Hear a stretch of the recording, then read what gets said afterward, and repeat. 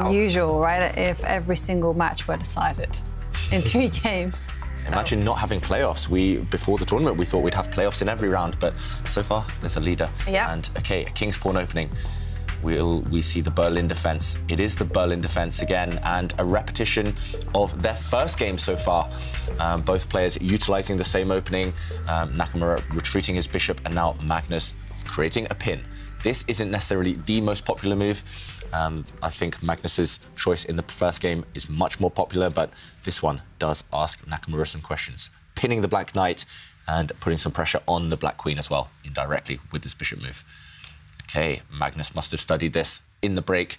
Maybe Magnus, in his green room, was talking to his coaches remotely, Peter Heine Nielsen. Maybe they had a call. Maybe Peter sent some notes to him just saying, OK, I think you should try this next. Don't repeat what you did earlier. You won the game, but your opening wasn't the greatest. This time, it's something slightly different. Do they often discuss, OK, should I do this, this, this, this? Or do you think often Magnus just trusts Peter Heine to just send me what I should play? I think he trusts him implicitly. And I can tell you, Hikaru Nakamura has actually played this variation before, this exact one, and he's had great results. He defeated Alireza Firouzja in 2020 and also Levon Aronian in 2020. But, I mean, they often say that if you're going to trick someone out of the opening, you should choose a variation which is a little bit suspect, but your opponent has great results in, because chances are they wouldn't have studied it. Because no one studies their victories too hard. They kind of say, yes, I played a wonderful game, excellent, move on. Definitely. I've tried to do that to many opponents in the past. Target them at their strongest points, the strongest points of their opening repertoire, because sometimes, players do get complacent, they do get biased because of previous results. So, OK, Nakamura brought the Black Queen out, and now White Knight developing. Yeah, and, well, if Hikaru wants to play exactly the same way he played against Alireza Firouzja, he must now develop the light squared bishop to the g4 square, pinning the knight to the queen. OK, so we're expecting Black's light squared bishop to move. Why mess with the winning recipe, right? Yeah, exactly. That could be the strategy for Hikaru Nakamura, but another strategy would be, OK, Magnus has played this, he must have prepared it, he must have seen that game, so I'm going to switch it up and try something new. So, huge moment for Hikaru Nakamura. Does he try to take Magnus out of his opening preparation, or does he repeat and stay loyal to the move he previously won with? We could also have another twist to the story, which could be that Magnus doesn't know that Alireza has played a blitz game against Hikaru Nakamura. Because I can tell you, in that particular game, and just looking a few moves ahead, play got incredibly wild with opposite side castling. Wow. So, so Magnus inviting a wild type of position, despite the fact he's already got a 1-point lead. That's really refreshing from the world champion. A lot of players, when they have the lead, just try and shut the game down, try and kill all the fun, but not Magnus. He's asking Nakamura to burn his bridges, to go on the attack early on. But as we mentioned, Nakamura these days in longer games, that isn't necessarily what he's comfortable with. OK, he does bring his bishop out. He does play. OK, so which scenario is correct? It's A, Magnus has some deep preparation, or B, Magnus doesn't know that Hikaru has played this before. Yeah, a blitz game in St. Louis, right? Yep. And White now has the option of bringing his other knight out, his knight in front of the queen. I guess that was what was played previously. That's exactly what was played. By far the most logical move. OK, I was going to say, you probably don't want to flick in this idea with White, because now there is a potential hook, as we call it. If Black's pawns on the right side push forward, they will definitely be able to create an open line, because White has just pushed a pawn himself on this side. And White is the only one who's committed to castling White's king fixed where it is. Black's king, very flexible. Yeah. Depending on what happens next, depending on Magnus's next move, he can castle to the other side of the board. Yeah, I mean, that is a serious, serious threat. And yeah, I mean, because like you say, you know, if the Black King were to castle to the left, it will be all-out war, on which Black looks to be the quickest one there. OK. I mean, what is Magnus's idea? I mean, he must have something direct here. We saw on his screen, Jovanka, he was about to push a pawn in front of the White King. He looked like he was about to do that a few moments ago, but has he changed his mind? So he's going to go, wow. That would unleash chaos, complete chaos. It has been analysed, though, in 2019. Okay, so Magnus, is he relying on some old analysis? Did he look at this in the break? He spent 1 minute now. Up to this point, Magnus has played lightning fast, but he's just spent 1 minute on this turn. So if he was aware of that blitz game between Firouzja and Nakamura, he would have been prepared. He would have been able to quickly blitz out, continue his speed, and instantly show Nakamura his idea, which would also have been really unsettling psychologically for Nakamura. But now he's hesitated, which hints at the fact that maybe he's not 100% familiar, or if he is aware of that game, that means because maybe he didn't have enough time to study the nuances. Yeah. Well, critical moment. Thoroughly enjoying this, and also it's incredibly exciting. And just a quick reminder that we have an ongoing selfie competition, which will last until the very final day of the tour. So we want to see, how are you watching the finals? You can post your selfies again with the hashtag #ChessChamps. And remember, we want to see faces. And the funniest chess photo will win a year subscription of New in Chess magazine and a rather cool Meltwater Champions Chess Tour t-shirt. So again, we want to see your selfies, and we will feature them on the show. Definitely. Maybe we should enter, you guys. I think I have my phone somewhere here. Let me take a selfie of us. Let's do it. Okay. You're reminding me, Kaya, of Judith Polgar recently. I was commentating with her, and while we were commentating, she was taking selfies too. So. All right, here's a selfie of us. And smile. All right, that's being posted. Let's enter the competition. Perfect timing. Yes. Let's get back to the chess, because Magnus, he's decided to open up the centre. And this is very ambitious for the world champion. This also makes a lot of sense. Black's king remains in the middle. It hasn't committed yet. And usually, while your opponent's king is in the centre, a sitting duck, a clear target, then you want to open things up. So, OK, Magnus really asking questions of Nakamura at this early stage. I mean, this is only move 11, but it already feels like we've reached a climax in this position. Whatever Black does next is going to be controversial, is going to be committal. If Black takes that pawn, I think there are consequences. If Black castles on either side of the board, he shows his intentions. So, OK, Nakamura, this feels like the moment. Unless he's prepared, unless he's studied this exact position, I expect to see him spend 3 or 4 minutes just mulling over all of the options. Well, I can tell you, this was studied in 20th of September, 2021. So someone has been looking at this line. Who was it? Who was it? Was it Magnus? Was it Hikaru? Was it one of their coaches? Yeah, who knows? OK, and incidentally, this rook move is the next move studied according to my database. OK, so Magnus, he was trying to stifle a smile there, it feels like, from the world champion. With him, we never know what he's smiling about. Maybe it's the music, maybe it's the game, maybe it's just something very abstract that's come to his mind. But either way, he, with his speed of his last move, seems prepared. So he spent a couple of minutes earlier, maybe he was just double-checking in his mind, kind of running through some variations. Sometimes players like to do that, right? Yes. Even if they're fully aware of what happens or what should happen next, they pause, they just tease their opponent, lull them into a false sense of security, and then they unleash a series of very quick instant moves. And I love this. Just checking on my database, and I can see that in 2020, someone was considering pushing the pawn, the c-pawn up 1 square to challenge the centre, and another person was considering just moving the rook that isn't quite working on the right into the centre. But a few days ago, on September 27th, someone was looking at pushing the pawn to attack the bishop. Yeah, this would have been critical.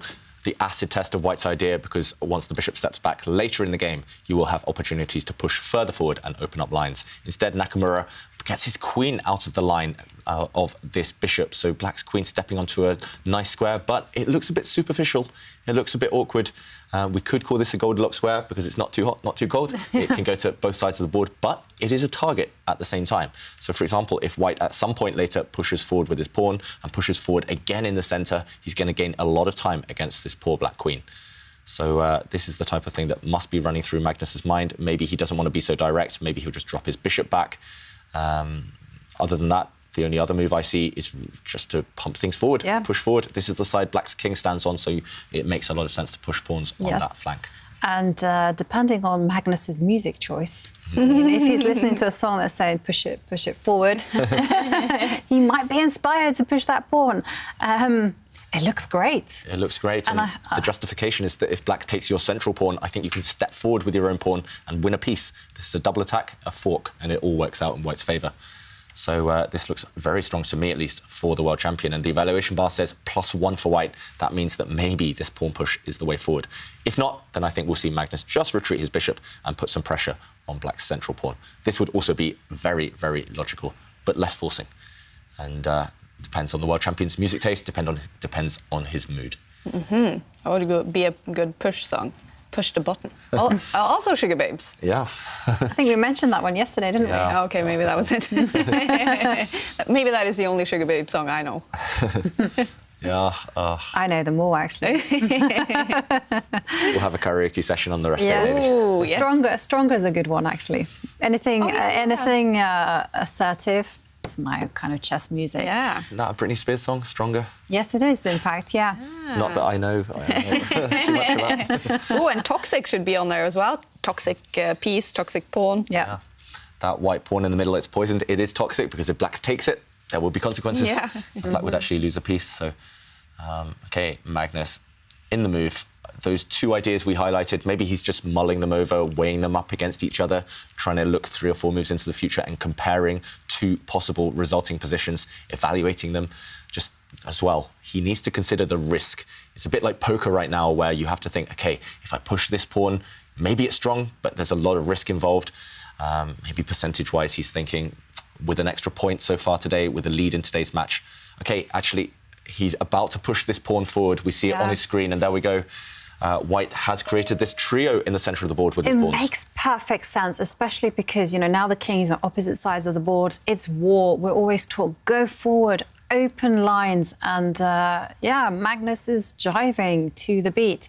And I just love this move, especially because Hikaru cannot capture that pawn, the central pawn, as you've highlighted. I mean, what else to do, actually? Yeah, I think black has to try something against the white king at some point. We've mentioned that this is Nakamura's maybe only against Magnus, but it has been a slight weakness that he has been afraid and hesitant to attack directly.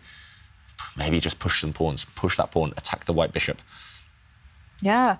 OK, so what happens if black goes, hey, you know what, you pushed a pawn, I'm also going to push a pawn, attack your bishop. And then that's it. That's all I've worked out so far. Because the bishop will, of course, take a step backwards. And then there's too much pressure in the centre again. Yeah, quite possibly. Maybe Nakamura's plans here, his ideal counterplay against the white king, maybe it's just too slow because it's always central play that takes precedence, that kind of is the priority. And if you strike in the centre, if you have control over the centre, then no matter what happens on the flanks, you will be faster.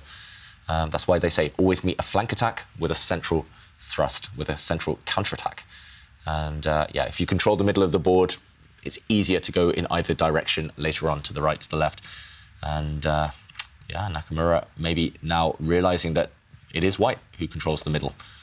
It looks like Magnus's opening has panned out relatively well.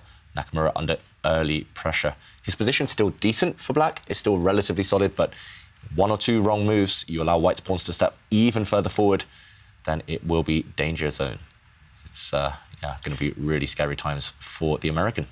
Yeah, I have to say, I'm not entirely convinced that Hikaru's position is safe. I think that those pawns are going to start marching. And first of all, you can attack the bishop, and then the queen can come out to the left. And all the meanwhile, black's attack is yet to get started. You want to push this guy forward, maybe even this one forward. And it's black to play, right? Yeah. So we have to look at a move for Hikaru. What can Hikaru play? Yeah, the one we mentioned earlier is to push this pawn forward, attacking this white bishop. But the bishop steps back. Yeah, and now added pressure on this central pawn. White has 3 pieces actually attacking it. And again, same problem. If black takes the white pawn in the centre, white steps forward with a fork, a double attack, and wins a piece. So, maybe you don't want to actually help the white bishop step back to where it wants to be. And if you can't play this, what else? Maybe you could try and hinder the advance of white's pawns by stepping forward on this side of the board. But this does allow white to just push gain time against this black queen. Black now has actually lost time. This actually happened in the first game today where Hikaru danced around, lost 3 or 4 moves with his queen.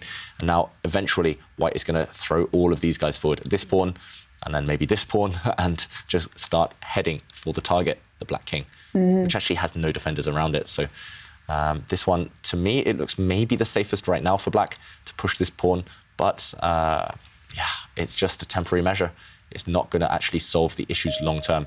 OK, first he trades his bishop off for a knight, but what's the idea? Is he going to grab a pawn, Hikaru Nakamura? He's distracted away the white knight. Is he going to get greedy and take this pawn that's up for grabs? He's played it. He's done it, because now we should mention if white's pawn captures the black pawn in the middle. OK, wow, actually what's happening here? Because if black recaptures, then he's you go attacking the knight white takes queen. bishop. Yeah, but you counterattack against the black queen, and temporarily, white is a piece up. But maybe the black queen moves. If you take the white queen, the black queen disappears and white has this extra bishop after all of that madness. But if you move your queen, I think this must be Hikaru's idea to just move the queen. I'm not sure which direction, either this way or this way. OK, we're going for this. But now he is about to win the knight back. OK, Magnus frowning. This position is critical right now. White is a whole bishop up for just one pawn, but can he preserve his knight? He's got to worry about his knight, and he's got to worry about his queen. He can't save them both. What will Magnus do to solve this issue? A double attack against the queen and the knight. Oh, wow. Oh. Do you see any chances for him Yeah. to save both the knight and the queen? Okay, well... Not to save both of them, but to grab material, right? Actually, there's only 2 moves which maintain Magnus's advantage that doesn't actually pass the advantage to black. And the first move, Stockfish, the computer's top suggestion here, it's crazy. It's really, really sneaky. It's actually to forget about the white queen and use the white knight. It's about to drop off anyway, sacrifice itself for a pawn on that left side. And, OK, we'll show this in a moment, but maybe Magnus will play it, because this is really, really... If he finds it, I mean, that's a world-class move. It's incredibly hard for a human, I think. Do you think you'll find it, Jovanka? Well, I actually was looking at knight moves, because, you know, you're looking at these kind of really radical moves when you have situations like this. But I didn't quite spot that the knight could capture that pawn and then capture another pawn with check, forking the king and queen. The second move on the list was one that I saw, that, you know, the queen could it could come to that square, and then the whole idea is that after the queen takes knight, you can dive in and grab a pawn. We have to show this. It's just too complicated right now. It's already reaching a really, really important moment, this game. So remember, this knight is attacked, and white can actually ignore the threat on his queen by taking a pawn. And the whole idea is if the black rook takes the white queen, it looks like white has blundered, lost a queen, but no, knight takes pawn in the corner with a nasty check and a fork. Next move, the white knight takes the black queen, and again, white has this extra bishop. So if the knight gives itself up, the black queen would have to recapture. White has won a pawn in the process, or won a pawn back in the process, and now after the queen moves, white has the advantage, attacking a pawn, but more importantly, about to bring his rooks towards the black king, and this would be very, very strong for Magnus. The computer thinks it's a +1 advantage, despite the fact it's level material. So this is the key move, to take this pawn. Magnus might move his queen, as Jovanka mentioned. Maybe this is a more natural move, to just get the queen out of the attack, but then his knight would drop, and Magnus would have to weigh up what's happening if the white queen gets greedy. And this is slightly more difficult to evaluate, because look at these pawns. They actually protect the black king. So that's why you have to get rid of one of them for the price of your knight. And that would be strong for Carlsen right now. All right. Well, tense moment. I mean, such a beautiful option there up for grabs. And OK, he hasn't highlighted anything on his screen. No. The darker squares we see on Magnus's screen there, that was just black's last move. So is he going to move towards the white knight in the middle of the board? Is he going to move towards the queen? Has Nakamura spotted these 2 options?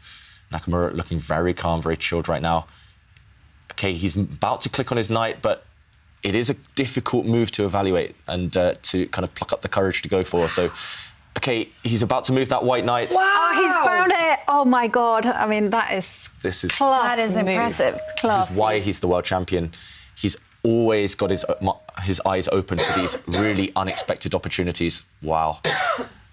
And now this position, as we mentioned, looking very good for white. Black is not out of it. It's level material, but white's queen is attacking a pawn, and white's rooks are going to start mobilising and attacking the black queen and king. And I also just want to point out, when you come to compare the minor pieces on the board, take a look at that knight versus the bishop. It will be the bishop that will be controlling all the dark squares, and as soon as it relocates itself by stepping one square back, it will have a direct eye line to the black king. And this is scary, scary stuff now for Hikaru. Yeah, and earlier we mentioned that white had two good moves. Here, if you look at what Stockfish says, the computer, black only has one move to minimise the damage. Everything else gives white quite a significant advantage.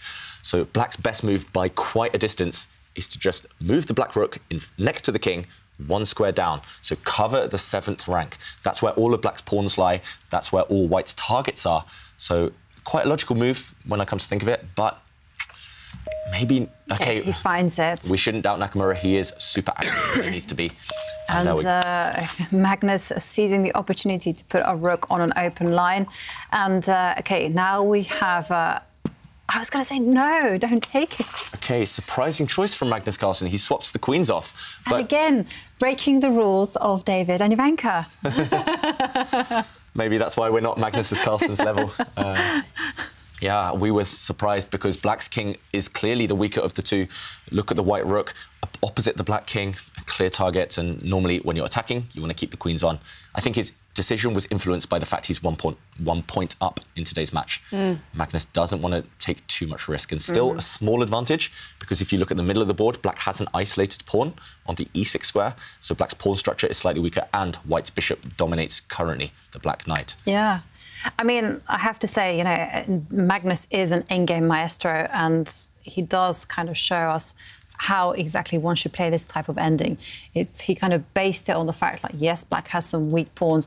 Also, the fact that the scope of the dark squared bishop is going to be tremendous. I mean, if you can visualise that bishop moving 2 squares forward, it's going to have an eye line over the whole board.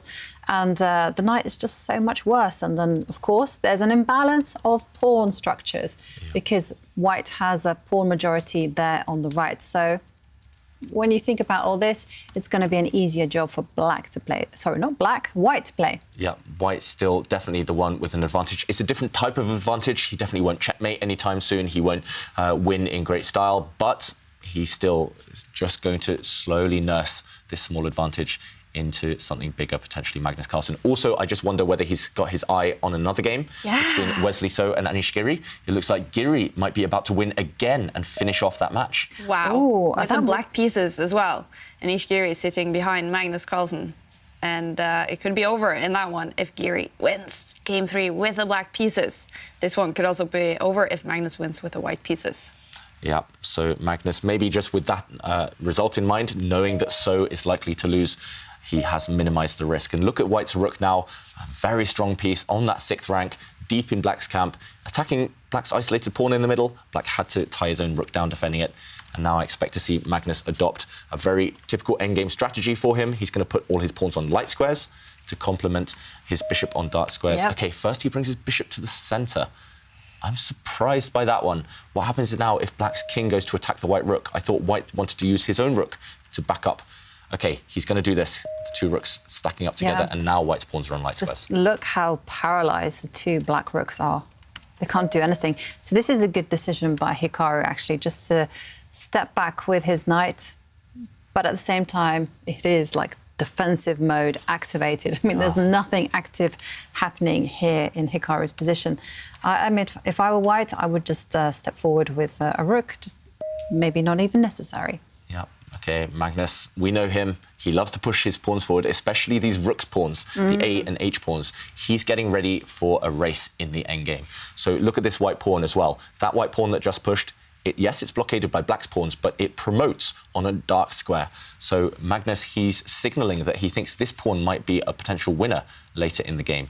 Next, he'll start bringing the white king into the action, advancing the white king towards those black pawns. And this is the side he's stronger on, the right half of the board. White has a 4 versus 3 advantage there. So very logical to push pawns on the side you're stronger. And Nakamura tries to block things up. He puts his pawns on light squares before they get fixed on dark squares as targets for white's bishop. And here comes the king. White's king has a clear path in, actually, and there's definitely no danger to it because the queens have disappeared. White's king will happily march towards those black pawns now on the right. This just looks superb for the world champion. Are you surprised, Ivanka, the evaluation bar isn't that bothered for black? Well, I think we should forget the evaluation bar. I think we should just focus on the human assessment, and the human assessment is this is brilliant for white. And the white king now has a clear path into the game, and just take a look at how paralysed the black knight is. Ivanka, it's dominated. You know what we call that knight? It's in the stable. It's the in the knight's stable. Yes, we need to coin that phrase. It's in the stable. It can't get out, as explained by our good friend Simon Williams, the Ginger GM, in a book called From Chess and Fishing. And we have to show this just to explain why white is so dominant. Firstly, if you compare the rooks, white's 2 rooks on this open line are much better than black's rooks. Secondarily, if you look at white's king right now, it's about to march in towards the black pawns. White's king is better than the black's king, but most importantly of all, this knight is completely stuck, and every square it wants to go to is controlled by this bishop. This is what we mean by the knight being trapped in its stable. The black knight completely dominated by white's bishop. Nakamura needs to do something, and he needs to do something fast. So he brings his rook to the 2nd rank. This isn't actually threatening anything. This pawn, for example, is defended by white's bishop, but he's just tying down the white king to the defense of this pawn. And that's why Magnus tries to evict this very strong rook. And we see a rook trade, and Nakamura stopping the white king entering the position by cutting off its entry squares. And he brings his rook across. So still great for white. I expect to see Magnus just bring his rook across and try to bring it into black's position to try and trap this knight. I was expecting this move, actually, because the idea is to push the pawn forward 1 square and then get the rook to dive into the c6 square. OK, so if black, again, just does nothing, then white's plan is to push forward and then bring his rook in. And look how many targets there are, how many weak pawns there are in black's camp. Yeah, this still looks fantastic for the world champion, especially in a practical point of view. Very easy to play for white. Just push all your pawns forward, bring your rook into an open line, bring your king in later. What's black's plan, meanwhile? It's all defensive for Nakamura. It's backs to the wall for him. Yeah, what's black's plan? Critical question there. You can't move the rook because that allows the white king to step forward. So therefore, the only thing you can do is move a pawn on the lefts. Yeah, I agree. Maybe you can move the black knight. There's only 1 safe square for it, protected by a pawn, the d6 square. Offering a trade, I don't think white ever wants to trade off his bishop for that poor knight. No, I imagine. And then with the knight steps forward, like I can imagine that Magnus will try to dominate the circuit of that knight with a pawn and say, no, you can't go anywhere. So still. Yeah, Magnus, I think, is just going to push all the pawns forward. He's going to wait patiently until Nakamura cracks under the pressure, because there is a lot of pressure. And also on the clock, again, Hikaru Nakamura is behind. We're not used to seeing this from him. He's just struggled to get his type of positions against Magnus. He's always on the back foot. Magnus is always the one dictating play. It's like 2 great tennis players on the baseline. White is the one hitting the shots to the right, to the left, deep in the court. Black is the one behind his baseline, struggling to get the ball back into play. And Magnus smiling there. He knows that he's in control. This is like the perfect strategy, which we call Python strategy, or another name that I've heard. It's a nickname coined by Peter Lecco, a grandmaster and commentator. He calls it Magnus. Yeah, I mean, it just Hikaru is just, his position is just absolutely crippled. Really, no active plan whatsoever. Yeah, I mean, this is the type of position I often get against these top grandmasters as well as black, and I just think, I mean, what can I even do to be active? No counterplay, just passive. It's depressing as well, defending, and knowing that one slip will immediately result in defeat. No chance of winning the game either for Nakamura.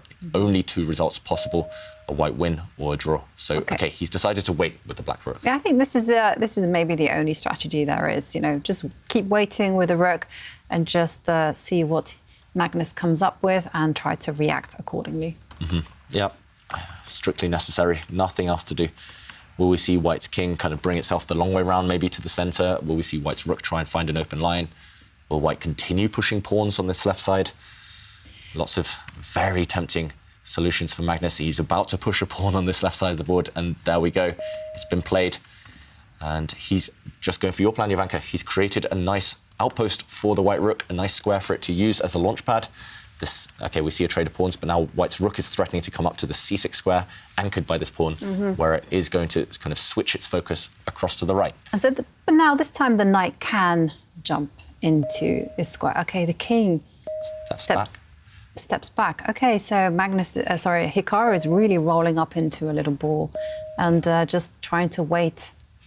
And, okay, Magnus has created a pin. The black knight now fully stuck on this square. If it moves, then the black rook drops off to the white rook. So now the black rook has to move. No other option, I think. It has to get out of this 8th rank. Magnus, he's completely dominated that black knight. And now, what next? That's the question for the world champion. Black is still kind of just set up this kind of barrier that white cannot pass through yet.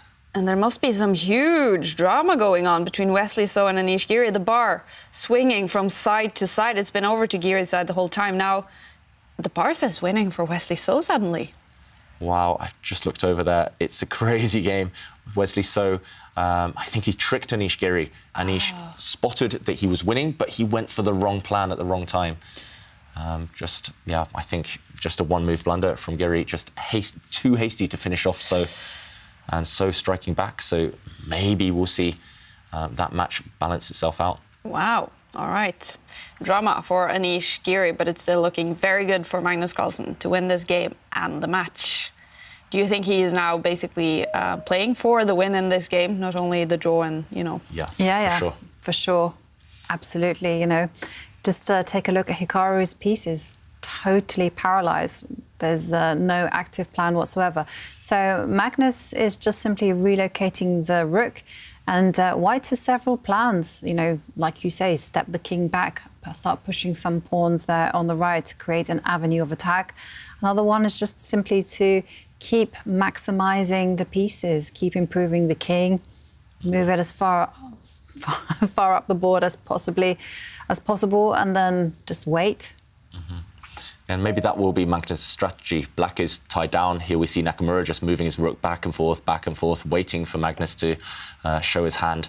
But for Carlsen, if he does start to create some threats, he's going to hope that Nakamura gets lower and lower and lower on the clock, and then he might pounce. And then he might try to really up the stakes. So, okay, Magnus here, I'm expecting to see him maybe just retreat the white king, maybe give a check with the white rook from the front. He's tried to get in from the left side of the board, but black blocked that off. Now he needs a different line for the white rook. I could even foresee white's king stepping back and then the white rook coming the whole way across, trying to sit where the white king is sitting right now, and trying to target some weak black pawns.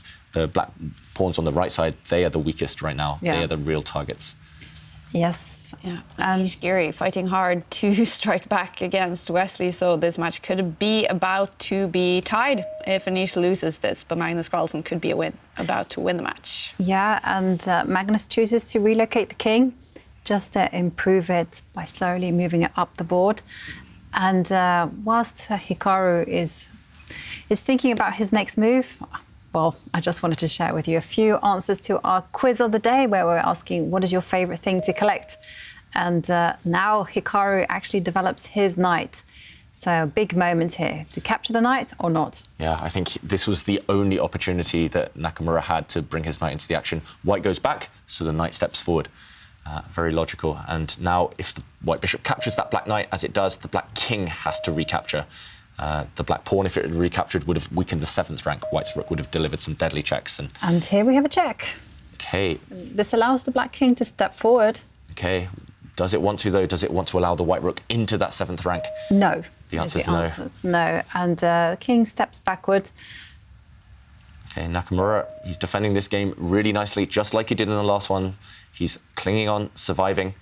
And white's king trying to reactivate itself. It took a step back because it had to at some point, but now it's heading back towards more active squares. And now, okay, Nakamura, he's trying to use the black rook now. This is the best the black rook's ever been. But this is the second plan in action. The white king is now finally within touching distance of those pawns on the right. So Nakamura, he's forced to go active with his rook. He has to try and get that black rook somewhere. Exactly.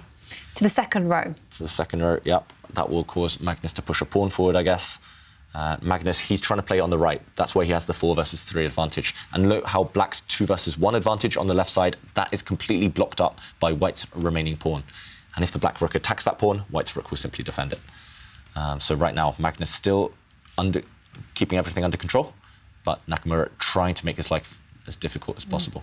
And it's definitely a dramatic round of games here. Mamadjarov has made a comeback against Vladislav Artemiev in game 3. So they are now tied. If we have a winner in game 4, then that will be the winner. If it's a draw, then they will head to tie breaks. Oh, wow. What a finish, actually, in that game. We saw a massive, massive blunder from Artemiev, but Mamadjarov found a way to sacrifice his queen and deliver checkmate. Artemiev just forgot that White could give up the queen and, OK. Wow. Maybe if there's time later, we'll hopefully just show the final 2 moves of that one. Oh, definitely. Really, really beautiful finish. OK, so Mamadjarov, we love his games, right? Always entertaining, always up and down, but never disappointing. No. And what I liked about Mamadjarov is that he said in an interview, he said his goal was not to win the tournament or anything like that, just play very nice chess. Yeah, and that's exactly what he's giving us. OK, so Black's rook, as predicted, has tried to activate. It's now on the 2nd rank, eyeing up one of White's pawns. So normally the 2nd rank, that's where the rook wants to be, but White has kind of evacuated that rank mostly so far, and I expect to see him do the same again. OK, so where would you step up with the pawn, or would you perhaps defend the pawn with a rook? Ooh, that would be very, very ambitious. Yeah, it would be a little bit too ambitious. I was thinking step up 2 squares. Yep, this makes some sense. This is the side White's stronger, after all, and now Nakamura, he's trying to pin down the White king. He's trying to stop the White king from advancing, because now if the White king moves, Black's rook on this 3rd rank will capture a pawn. Can't you... OK, so the idea... Oh, I see Hikaru's idea. So his idea is, say, you play a move like pawn, and the rook swings open to an open line. He just wants to actually give up a pawn and give a check to the king. Yeah, this is very deep idea, Jovanka. I guess we'll have to show this. Yes. So right now, as you mentioned, if White captures a pawn and tries to find an open line with his rook, trying to get into the position, then suddenly Black will give a check and distract the White king away from this pawn. It's all about this pawn right now. And if Black manages to take it, maybe some chances to save the game. Still difficult, actually, if White gives a check or maybe even just goes after Black's pawn, but some small chances to save the game. I do think right now, Magnus, rather than taking this pawn, he can, for example, give a nasty check to the Black king, force the Black king to decide. And what else could he do? Or defend defend the pawn and just say, hey, I release the king from its defensive duties. You are now free to attack. OK, he defends this pawn, so Black's king coming across, and now White's king. Look how active it is, going after these Black pawns. Black is defending, but all White needs to do at some point is to just take off a pawn, or even, if he wants, maybe start pushing his own pawns forward. Maybe a combination of these. Maybe you take first, and then at some point you push this pawn forward, or you activate your own rook. And, OK, wow, look at this king's journey. Magnus's king is so deep inside Black's camp that... Wow.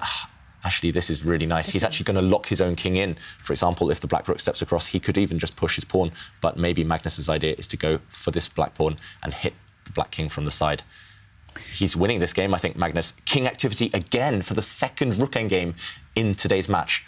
It's just endgame strategy 101, but he is the king at endgames. Yeah, and Hikaru Nakamura is actually smiling a little bit there. He knows maybe this could be over, and it could also be over for Jan-Krzysztof Duda. The bar all the way over to Maxim Vachier-Lagrav's side, and with a loss here, it's going to be over for Duda. He's going to lose the match. Maxim will be the winner, and Magnus will be the winner in this match if he wins this game, and it's looking good. It's looking good, and just as David called it, that pawn is coming forward to just basically take control and overwhelm Black's defensive resources. And I have to say, this has just been genius stuff from Magnus here. I mean, wonderful, wonderful things. I almost feel like going, I'm not worthy here, you know, because it's so good.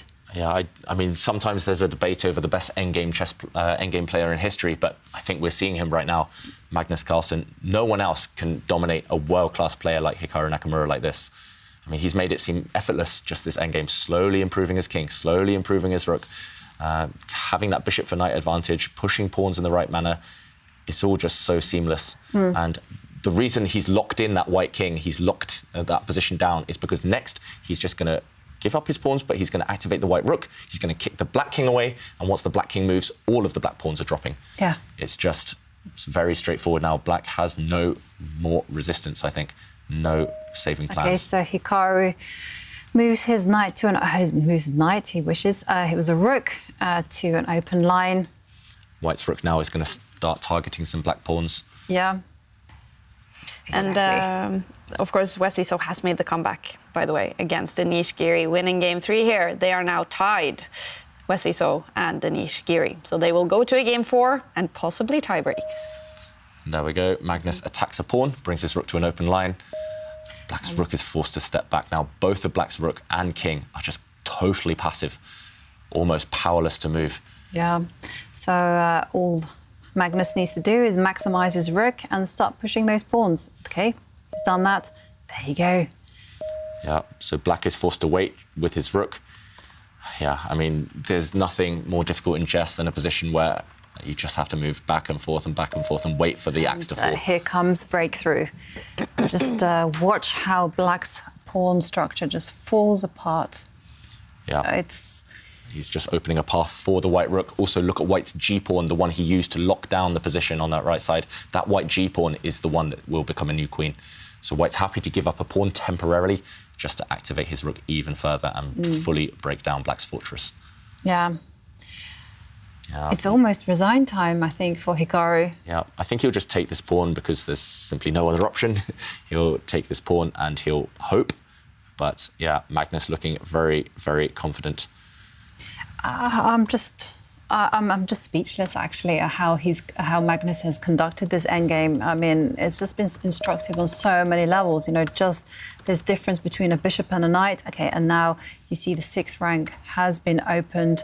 Rook comes to give check, and White's rook. White's rook takes the pawn, and now the king is going to take potentially, if it wants. You can also block that check with a pawn. Anything goes. Yeah, so White has, I mean, 2 very strong moves, one as well, with blocking with the rook, probably sufficient, but I expect him to just push that pawn forward, block this check. The White king can take a pawn any time it wants on the next turn anyway. And I was going to say as well, Nakamura, I would put him in terms of endgames, maybe in the top 5 in the world, but I mean, just nothing to do against Magnus when he's in this form. Okay, so Magnus capturing a pawn. Black's last remaining hope is to create a pass pawn of his own, but Black's lone pawn on the left side is controlled by White's rook. And now Magnus has it all worked out. He pushes his pawn forward, not scared of a potential rook trade. If Black's rook challenges the white rook right now, that king and pawn endgame is completely winning. So White is simply going to move his king out the way, then he's going to combine the 2 white pawns together. He's going to push them up just together. Yeah. And together forever. I keep saying that word together, but the white pawns, they are a pair. Yeah, but I mean, this is what we've kind of been drumming in endgames. You know, you have to work as a team in the endgame. You know, it's not just one star; it's everybody. And Hikaru moving his rook to the bottom row, and this is once again a very neat point from Magnus. His king steps to the side and allows, as David says, for those 2 pawns to march together. And it's unfortunately over for Jan-Krzysztof Duda, losing 2 games today against Maxim Vachier-Lagrave. That match is over. 3 points for Maxim Vachier-Lagrave, who's having a very good tournament now so far. And a loss then. 0 points for Duda. Magnus also about to gain all 3 points, I guess. The bar says 100. Yeah, it's definitely 100 here. White's pawns are just marching forward. Actually, we might even see a checkmate on the board. Black's king is completely helpless. It's left on its own, and 2 pawns, a king and a rook can easily checkmate that black king. Black's pawn, meanwhile, takes an age to start motoring down the board, to start running. So, yeah, no counterplay here for Nakamura. He knows he's lost. With 1 minute on the clock, maybe he'll just try and figure out a way to make it less easy for Magnus. I don't see any hope, though, for Nakamura. Yeah, Magnus in great form. I like the fact that Nakamura's playing on. It's always good to at least force your opponent to work, at least force them to show that they know how to win. But at the end, Magnus's pawns will trap that black king. Yes. Really, not so much to do. Just push the black pawn. Just show us why it's going to end in checkmate. I think that's the only I mean, solution here. The only danger there is in this position is that that White maybe traps the king and there's some stalemating issues. But I mean, even that is going to be a tall ask because there's a pawn and a rook on the board. Yeah, and 10 seconds now for Nakamura. Will he click that resign button or will he play on and show us the checkmate? Okay, he's playing on. Good. No, he's not. OK, he makes a move, it seems, but he resigns at the same time. Magnus takes the win after another really nice endgame. Wow, it's a dominant match victory for Magnus Carlsen, winning 2 games against Hikaru Nakamura to decide it after only 3